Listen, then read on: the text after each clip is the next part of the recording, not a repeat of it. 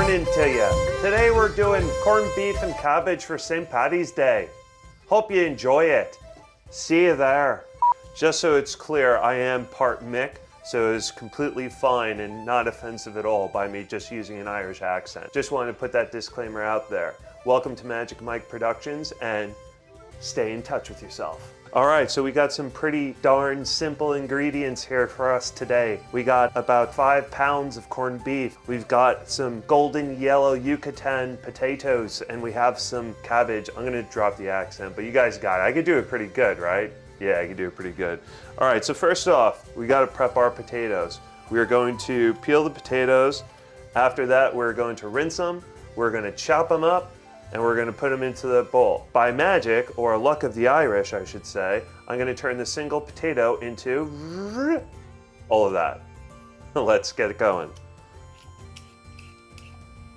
This has probably gotta be like the funnest part about doing corned beef in general. It reminds me of my time in the Army when I would be on KP duty for doing something naughty. Didn't happen often, but you know, just saying. Oh, could that? Right back at me, honey. All right, so now we have our rinsed potato. Gonna chop it up. So I let it go this way. Now, one thing with the potatoes, they're very starchy, so you'll notice that when you first cut them, it's almost gonna stick to the knife. Okay, don't worry about that, but do be careful. You don't wanna jack your stuff up. So next up, we have our 5 pounds of corned beef. I'm simply gonna take the meat, throw it in the pot.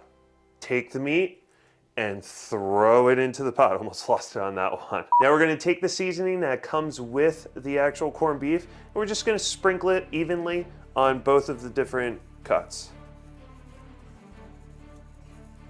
If you want, use your trusty Irish green tongs to put the rest of the seasoning on. Make sure you get this good, because this is what's going to give it all of that good Irish salty flavor. Next up, we have our chopped potatoes. We're simply just going to pour them into the crock pot. And my most favorite ingredient, the Guinness. Good Guinness, you have to make sure that it is at room temperature. Anything cooler than that, anything hotter than that, is gonna suck. Crack this bad boy open, you get the little nitrogen bubbles coming out, and we just start pouring her in, okay? Make sure you try to get as much of the potatoes and the corned beef covered with this as possible.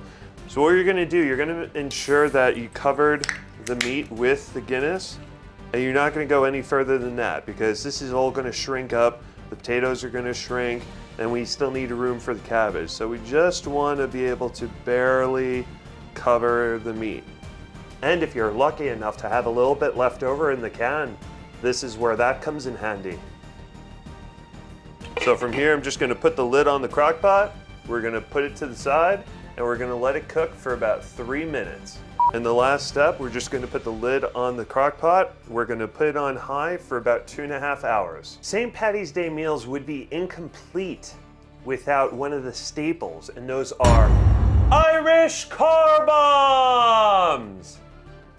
The Irish car bomb. You have 3 main ingredients: your Baileys for the creme de la creme, your Guinness at room temperature, and last but not least, JMO. So the instructions are as follows. You're gonna take 2 shot glasses, and you're gonna fill it up anywhere from halfway to 3/4 of the way, based upon how daring you are with your JMO. Hey Josie, do you like yours halfway or 3/4 of the way full? I actually don't like it too creamy. I'd rather, if I'm gonna be doing it, I might as well get more of a buzz out of it. So I'm gonna do mine 3/4 of the way. Next up, you're gonna take your Guinness. I'm only gonna open one, but you're gonna take one, and you're gonna fill your pint glasses up halfway, just like so. I know people that are like really fancy with this, and they could put, yeah, it's about halfway. They could put like shamrocks within the Guinness, if they had a little bit of Kahlua, but... Now the secret to ensure that your Irish car bomb does not get all curdly, you want to drink this as fast as possible. So what we're gonna do is get into our stages, and Josie and I are gonna car bomb it up. Irish car bomb, that is. So for this demonstration, I brought in Josie. She's going to challenge me to an Irish car bomb. Are you ready, Josie? I'm certainly ready. Okay, so here we go.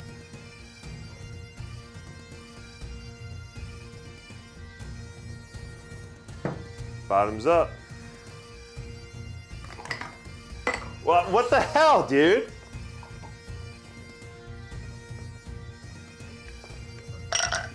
I thought you were supposed to toast me. You don't just go. That's unsportsmanlike conduct. You're supposed to. Cheers, Erin Go Bra. I was trying not to. Something. Here, take a towel. Huh. Boy. They didn't teach you to be a lady in finishing school, did they?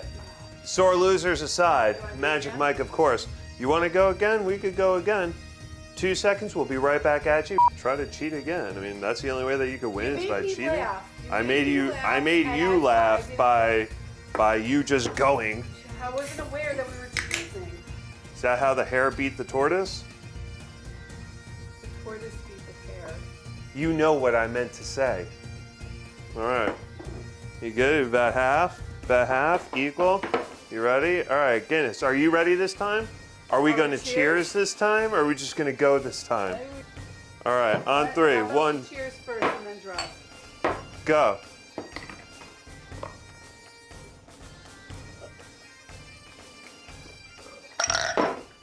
Ooh, check you out. So that was a close tie. All right, so the moment we've all been waiting for. It is time to open up our crock. Ow, that's hot.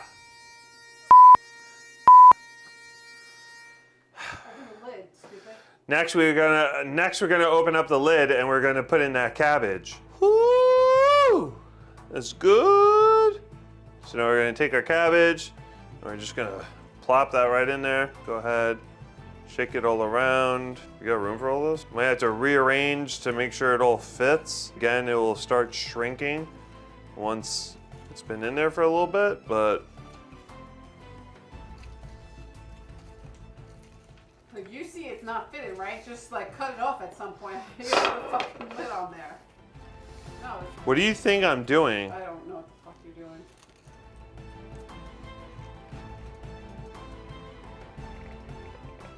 It's practically there. We're gonna let this sit for another 2 to 5 hours. 2.5. We're gonna let this sit for another 2.5 hours.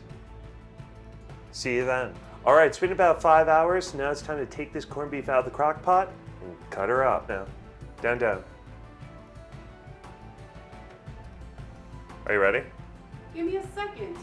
So most of the corned beef, you're gonna have this little fat cap on it. That's perfectly fine to slice it with that on. Some people like it with, some people like it without. I'd rather leave it there and, give it to the person to choose. So we're gonna slice this into about 1/4 inch thick slices. That way it still has that juiciness and it won't dry out so quickly. Oh, wow. Luck of the Irish. Look at how good that's come out. Can you smell that? Huh. Well, as a matter of fact, corned beef and cabbage actually doesn't smell that great. But I mean, the corned beef itself, that's some good stuff. Now, as you can see from what we started off with, there isn't a whole lot left to this. So that's why you make 2.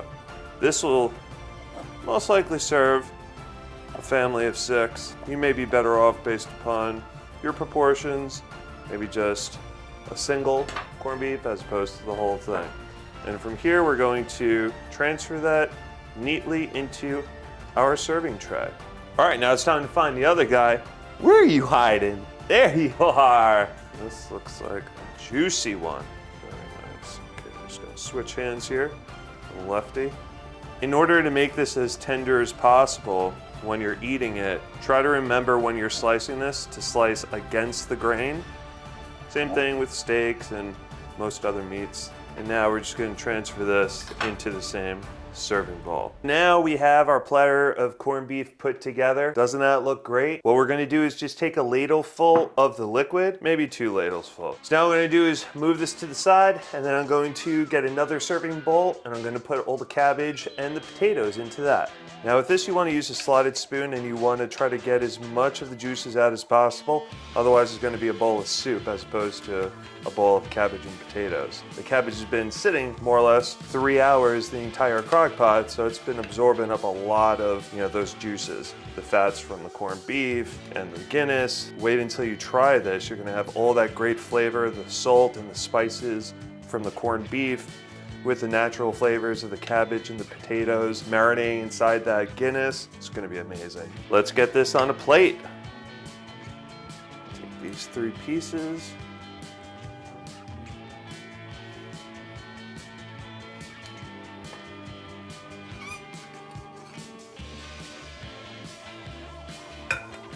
And there you have it, corned beef and cabbage.